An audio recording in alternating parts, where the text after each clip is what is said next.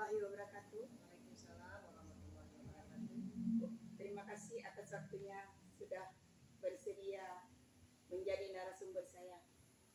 Jadi Bu, saya sedang mengikuti PPG.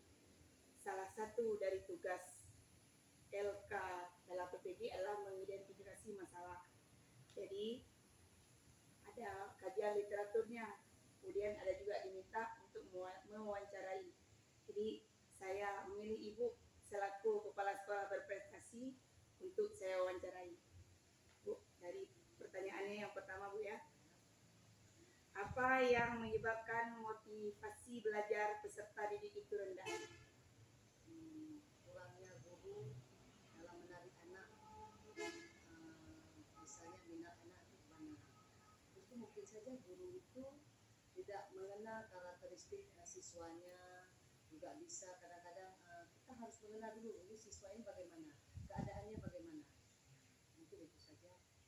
Yang kedua Bu, pemahaman terhadap isi teks bacaan Bu. Terkadang kan siswa itu sulit ya Bu memahami isi teks bacaan. Dengan cara kita lihat ketika kita kasih soal, nggak tahu dia di mana letak jawabannya itu. Itu penyebabnya kira-kira kenapa Bu? Pemahaman ya. Iya Bu.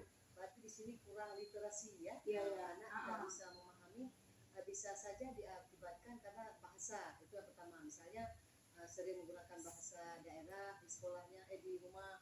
Jadi di sekolah kan guru kita memakai bahasa Indonesia.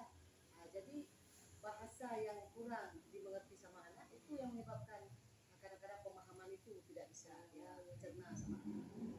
Juga dalam memberikan pelajaran sering menggunakan bahasa daerah, sebenarnya harus bahasa Indonesia yang lebih dia mantap dalam berbicara.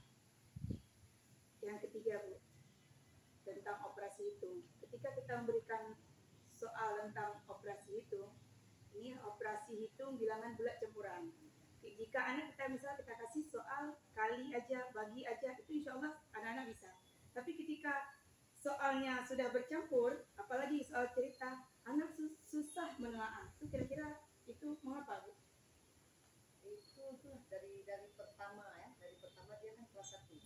Nah, TK dari TK masuk ke SD. Dari SD itu anak kan istilahnya jangan kita abstrak. Nah, kita pelajaran kepada anak itu jangan secara abstrak karena itu dia anak-anak SD itu kelas 1 khususnya kelas 2 itu harus yang nyata. Kelas 6 juga begitu. Jadi dari kelas 1 kan dia meningkat terus ke kelas 6. Jadi di kelas 1 itu pemahaman bentuk istilahnya angka-angka tersebut dia harus nyata, dia senapa sama anak-anak. Bisa menggunakan dengan alat peraga, ya kan alat-alat peraga itu misalnya angka 1. Kalau di kelas 1. Jadi kita bisa dengan lidi atau apa saja bola-bola kelereng juga bisa. Jadi yang nyata, yang nampak. Jadi akan membekas di anak itu nanti dengan naik-naik kelas dia dari kelas 1, kelas 2, kelas 3. Jadi guru kelas 1 itu harus benar-benar mantap dalam memberikan pemahaman kepada anak tentang angka-angka itu yang nyata, jangan abstrak. Berarti bisa disimpulkan bahwa anak-anak itu lebih kita arahkan ke bukti yang konkret. Ya. Yang keempat tuh ya, di kelas saya tuh ada 1 orang siswa dari 35 orang siswa belum bisa baca, padahal kan udah kelas 6. Ketika kita suruh baca, kita suruh eja untuk mengingat huruf itu dia lama sekali Bu. Untuk sampai ke satu kata aja butuh proses beberapa saat gitu. Itu kira-kira itu faktor yang pengaruhnya. Tapi kita harus melihat dulu anak ini fisiknya atau jiwanya itu bagaimana. Apakah dia termasuk anak yang berkebutuhan khusus? Apa bukan?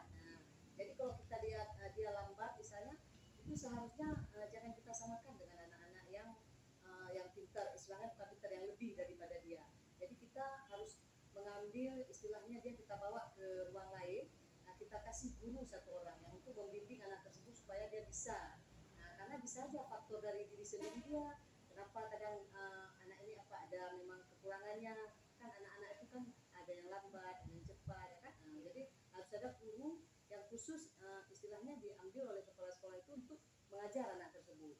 Dia lebih dari kawan-kawannya. Memang agak susah. Memang kita harus perlahan-lahan terus. Berarti yang intinya anak tersebut harus mendapat perlakuan Perhatian khusus. Ya, perhatian khusus. Ini Bu, dalam kita di dunia pendidikan, hubungan antara guru dan orang tua itu kan seharusnya terjalin dengan baik Bu ya. Tapi ada kalanya terkadang orang tua siswa itu sibuk dengan pekerjaan sendiri, sehingga komunikasi antara pihak sekolah sama wali murid agak susah. Jadi Bu, tuh kira-kira bagaimana itu Bu? Penyebab itu ya bagaimana cara mengatasinya? Yang pertama itulah tadi kan kurang komunikasi antara guru dengan wali muridnya. Jadi kan sekarang kan kita udah canggih, udah ada wifi, udah ada handphone. Jadi pakai WA, kita buat grup WA. Jadi di situ kita berkomunikasi dengan wali siswanya. Nah, yang khusus dengan wali siswa ya, tadi kan anak-anak beda kan. Nah, jadi istilahnya di situlah kita kasih tahu kepada orang tuanya. Kita japri, bila perlu jangan di grup, kadang-kadang nanti malu wali muridnya. Jadi bisa kita bilang, oh ini anak ibu di sininya masih kurang. Jadi terjadi. Begitu juga kadang-kadang wali muridnya datang jemput anaknya, bisa menjumpai wali kelasnya. Jadi berbicara, jangan hanya mengantar anak langsung pulang gitu. Jadi kalau memang ada kendala, bisa juga dibuat buku penghubung. Kalau dulu tuh di kelas-kelas rendah itu memang dibuat buku penghubung. Nina, tolong nanti kasih ya bukunya sama ayah atau sama bunda. Nanti ibu ada buat di sini untuk menjumpai ibu. Jadi apa masalahnya? Jadi orang tuanya datang berkomunikasi dengan guru. Berarti komunikasi terhadap wali murid yang sibuk tersebut harus khusus juga Bu. Ya, betul ya. Jadi jangan hanya orang tuanya sibuk tapi nggak open anak lagi ya. Jadi itu harus. Terus Bu, yang keenam, ini guru-guru bukan, padahal kan sekarang itu model-model pembelajaran kan udah banyak Bu ya. Tapi guru terkesannya masih monoton menggunakan cara mengajar yang klasikal, konvensional. Bagaimana itu Bu cara mengatasinya Bu? Karena guru-guru rata-rata yang senior begitu. Iya. Yang pertama kadang-kadang gini, guru itu udah tua, jadi udah malas. Nah, sebenarnya tidak boleh, karena kita ini belajar ini kan kedepannya terus istilahnya perubahan. Nah, perubahan. Apalagi yang sekarang kita sesuatunya semua online. Jadi bagaimana dari diri sendiri itu kita harus merasa bahwa kita harus mengembangkan diri kita. Jangan asik dengan pembelajaran yang konvensional yang masih zaman dulu.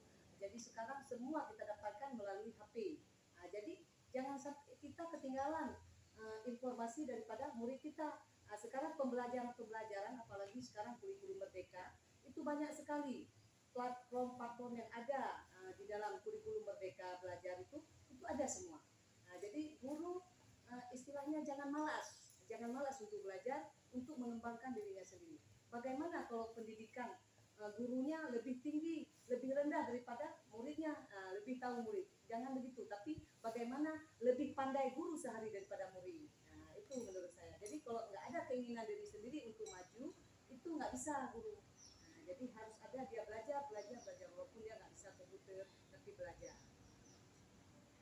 Yang ketujuh ya, ini terkait soal-soal yang hot Bu. Rata-rata siswa kesulitan menjawab Bu. Itu faktornya kenapa itu Bu? Itu tadi dari bisa dari faktor eksternal, dari internal juga bisa ya kan. Dari eksternal kadang-kadang guru tersebut dalam mengajar asal-asalan, nggak sesuai dengan langkah-langkah pembelajaran yang telah disusun. Setelah itu semaunya aja. Jadi tidak melihat bagaimana ini anak ini, bagaimana. Jadi kita guru kelas itu harus mengenal tiap-tiap anak itu punya kelebihan dan kekurangannya masing-masing. Nah, jadi kadang-kadang istilahnya pembelajaran soal yang akan diberikan itu hot atau enggak, itu kan ada kriterianya.